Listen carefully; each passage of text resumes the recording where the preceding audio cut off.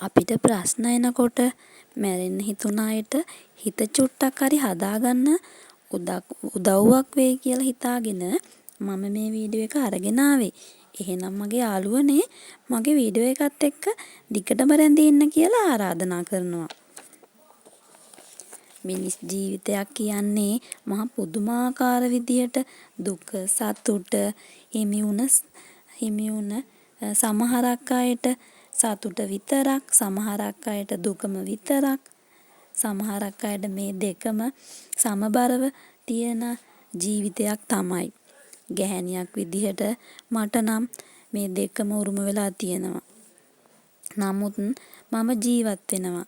දිගින් දිගටම මේ වගේ ප්‍රශ්න එනකොට සමහරක් මිනිස්සු හිතනවා ඉවසන්න කාලයත් එක්ක හරියයි කියන එක.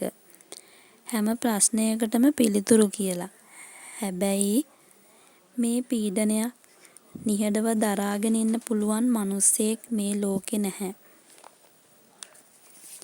නිතරම අපහාස, නොතේරුම් ගැනීම, අවමන් කිරීම, මානසික පීඩනය මේ හැමදේම දවසින් දවස එකතු වෙනකොට හිතත් ටිකෙන් ටික කඩා වැටෙනවා.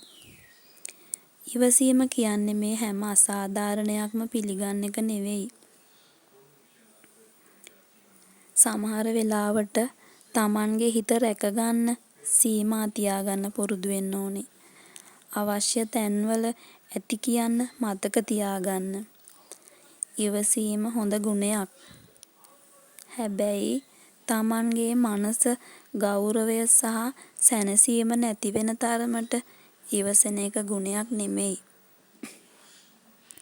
හිත රැකගන්න නම් ඉවසීමේ සීමාවක් තියාගන්න. ඉවසීම වැඩි වෙලා ලෙඩෙක් නොවන ගානට ඉවසන්න පුරුදු වෙන්න. විවාහක කාන්තාවක් වූ අපට මම දකින විදිහට විවාහය කියන්නේ ආදරයෙන් පිරුණු සම්බන්ධතාවයක්. හැබැයි ඒ ආදරය රැකෙන්නේ වචන වලින් නෙමෙයි හැසිරීම වලින් කියලා මම දන්නවා. බිරිඳක් කියන්නේ ගෙදරකට ආපු අමුත්තක් නෙවෙයි. පවුලේම කොටසක්. ඒ නිසා ලැබිය යුතු දේ තමයි ආදරය, ගෞරවය සහ මානසික සැනසීම. බිරිඳට හැමදාම ලොකු දේවල් ඕනේ නෑ. ඇයට ඕනේ Tamanව තේරුම් ගන්න කෙනෙක්. Taman වෙනුවෙන් පෙනී ඉන්න කෙනෙක්. මතක තියාගන්න බිරිඳ සතුටින් නම් පුංචි පවුලම සතුටින්. මොකද සතුට තියෙන තැන ප්‍රශ්න අඩුයි. දරුවන් සතුටින්. ඉතින් මේ හැමදේම තියෙනවා නම් අපිට මැරෙන්න ඕන නැහැ නේද? අපේ මරණය එනකම් අපිට ඉවසන්න පුළුවන් නේද? ඉතින් මගේ යාළුවනේ ජීවිතය සතුට දුක මේ දෙකම සමබරව ගෙනියන්න පුළුවන් ජීවිතයක්. අපි මේ දෙකම තේරුම් අරගෙන ජීවත් වෙනවා නම් අපේ ජීවිතේ ඉස්සරහට ගෙනියන එක ලොකු බලපෑමක් නෙවෙයි කියලා තමයි මම හිතන්නේ. ඉතින් මගේ යාළුවනේ මිනිස්සු ඇයි එහෙම කළේ කියලා හිතන්නේ නැතිව මිනිස්සු එහෙම තමයි කියලා හිතුවොත් ජීවත් වන්න ලේසි. අපිට මැරෙන්න ඕන නැහැ.